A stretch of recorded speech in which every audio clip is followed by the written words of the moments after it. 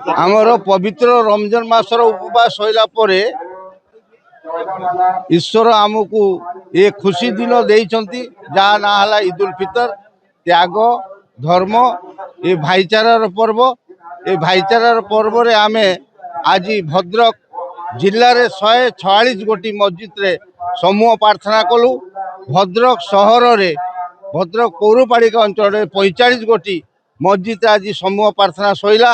ପ୍ରାର୍ଥନା ସରିଲା ପରେ ଆମେ ସମସ୍ତଙ୍କ ସହିତ ଭାଇଚାରା କାୟମ ରଖିବା ପାଇଁ, ଭାଇଚାରାକୁ ଜୀବିତ ରଖିବା ପାଇଁ ସମସ୍ତେ ସମସ୍ତଙ୍କ ସହିତ ଆଲିଙ୍ଗନ କରିମୁ ଆଉ ଇଦ୍ ମୁବାରକ ଜଣାଇମୁ। ଏହାପରେ ନିଜ ନିଜ ଘରକୁ ଯିମୁ, ମିଠା ଖାଇମୁ, ମିଠା ଖୋଇମୁ, ମିଠା ଖାଇମୁ, ମିଠା ଖୋଇମୁ। ପବିତ୍ର ଇଦୁଲ ଫିତର ଏହି ଅବସରରେ ମୁଁ ଭଦ୍ରକର ସମସ୍ତ ମୁସଲମାନ ଭାଇ ଭଉଣୀମାନଙ୍କୁ ମୋର ଭଦ୍ରକ ପୁଲିସ ପରିବାର ତରଫରୁ ହାର୍ଦ୍ଦିକ ଶୁଭେଚ୍ଛା ଏବଂ ଶୁଭକାମନା ଜଣାଉଛି। ଏଇ ଯେଉଁ ଇଦ୍ ପାଳନ ହେଉଛି, ଏଇଟା ଜାଣିଛନ୍ତି, ଏଇଟା କେବଳ ପ୍ରେୟାର ପରେ ତାଙ୍କର ସେମିତି କିଛି ବିଶେଷ କିଛି ନଥାଏ। ଏଇଟା ଗୋଟେ ଶାନ୍ତିର ପର୍ବ, ସୌହାର୍ଦ୍ଦ୍ୟର ପର୍ବ।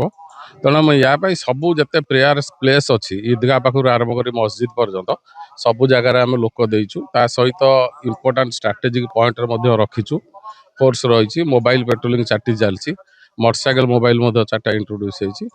ଟୋଟାଲ ଉପରେ ଆମର ଭଦ୍ରକ ଟାଉନରେ କରାହେଇଛି, ମାନେ ସହରରେ ପୁରୁଣା ବଜାର ଟାଉନ ମିଶିକି ଆମର 14 ପ୍ଲାଟୁନ୍ ଫୋର୍ସ, ଧାମନଗରରେ 2 ପ୍ଲାଟୁନ୍ ଫୋର୍ସ, ଗୁଜିଦ୍ରାରେ 1 ପ୍ଲାଟୁନ୍ ଏବଂ ବାସୁଦେବପୁରରେ 1 ପ୍ଲାଟୁନ୍ ଫୋର୍ସ।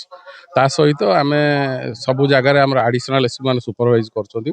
SDPO ମାନେ ତ ରହିଛନ୍ତି, ଆଡ଼ିସନାଲ୍ ଏସ୍ପି ମାନେ ସୁପରଭାଇଜ୍ କରୁଛନ୍ତି। ତେଣୁ ବର୍ତ୍ତମାନ ପୁରା କେମିତି ପର୍ବଟା ଠିକ୍ ଭାବରେ ପାଳନ କରାଯାଇପାରିବ ଏବଂ ଆଜି ଦିନଟା ସୁରୁଖୁରୁରେ କଟିବ। ପୁଣି ରାମନବମୀ ଆଗକୁ ଅଛି, ସେଇଆକୁ ଆଖି ଆଗରେ ରଖିକି ଆମର ଫୁଲ୍ ପ୍ରୁଫ୍ ଆରେଞ୍ଜମେଣ୍ଟ କରାଯାଇଛି।